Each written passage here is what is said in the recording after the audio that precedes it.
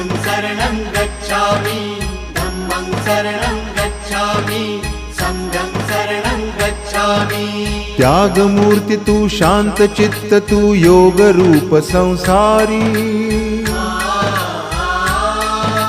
दया प्रेम अन मानवतेचे प्रतीक तुझी ईश्वरी सिद्धमूर्ती सिद्धार्थ गौतम सकलांचा स्वामी